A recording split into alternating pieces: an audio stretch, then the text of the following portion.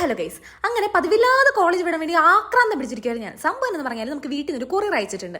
അപ്പം അതിന്ന് പോകുന്ന വഴിക്കൊന്ന് എടുക്കണം. സംഭവം നമുക്ക് ഈ കൊറിയർ ഇന്നലെയാണെങ്കിൽ എത്തിയെങ്കിലും ഞാൻ വീട്ടിലേക്ക് അത് ഡെലിവറി ചെയ്യുമെന്ന് എഴുതിയിട്ട് വീട്ടിൽ തന്നെ അടയിരുന്നു. അപ്പോഴാണ് എനിക്ക് സംഭവം മനസ്സിലായത് അവർ നമുക്ക് കൊണ്ടുതരത്തില്ല, നമുക്ക് അവിടെ പോയി എടുക്കണം. നമുക്ക് ഇത്തവണ പാഴ്സൽ പെട്ടിയോടെയാണ് കിട്ടിയത്. ഈ പെട്ടിയോടെ വരാൻ വേണ്ടിയിട്ട് നമുക്ക് ഓരോരോ കാരണങ്ങളുണ്ട്.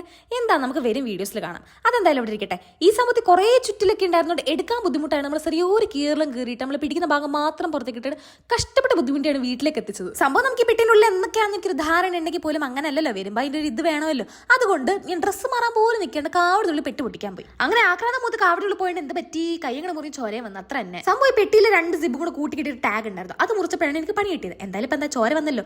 പക്ഷേ ഈ ചോര ഞാൻ ഒരു ശുഭലക്ഷണമായിട്ട് കണ്ടിട്ട് ഞാൻ നേരെ മുന്നേറി. കാത്തിരിക്കാൻ തീരെ ക്ഷമയില്ലാത്ത എക്സ്പ്രഷൻസ് വാരി വിതറി ഞാൻ ഞങ്ങളുടെ പെട്ടി ഇങ്ങനെ തോന്നും. ഫസ്റ്റ് ഇംപ്രഷനില് പക്ഷെ മാങ്ങ വല്ലാണ്ട് തന്റെ ചോര. ഈ കൊച്ചിനെ വൈറ്റ് കുണ്ടലപ്പുഴ ഉണ്ടോ നിങ്ങൾക്ക് തന്നെ സംശയം വരുത്തുന്ന വീഡിയോസ് ആണെന്ന് എനിക്ക് തന്നെ മനസ്സിലായി. പക്ഷെ എന്ത് ചെയ്യാനാണ്, ഈ വെറുതെ ഇരിക്കുമ്പോൾ അതും എക്സ്പെഷ്യലി വീട്ടിൽ നിന്ന് മാറി നിൽക്കുമ്പോൾ എന്തെന്നില്ലാത്തൊരു വിശപ്പ് വരും.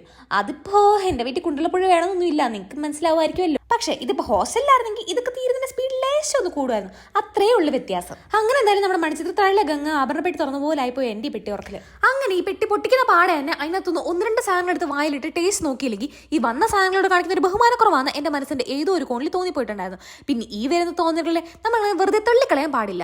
അതുകൊണ്ട് തന്നെ അതിനെ വളരെ കാര്യമായിട്ട് പരിഗണിച്ചുകൊണ്ട് അതിനകത്ത് 1-2 സാധനങ്ങൾ എടുത്ത് ടേസ്റ്റ് ചെയ്യാമെന്ന് ഞങ്ങളങ്ങനെ വിചാരിച്ചു. പിന്നെ ഓരോരോ സാധനങ്ങൾ അതിനെ ടേസ്റ്റ് നോക്കി വന്നപ്പോഴത്തേക്ക് ഓരോന്നായിട്ട് ടേസ്റ്റ് നോക്കുന്ന വീഡിയോ അങ്ങോട്ട് എടുക്കാൻ മറന്നുപോയി.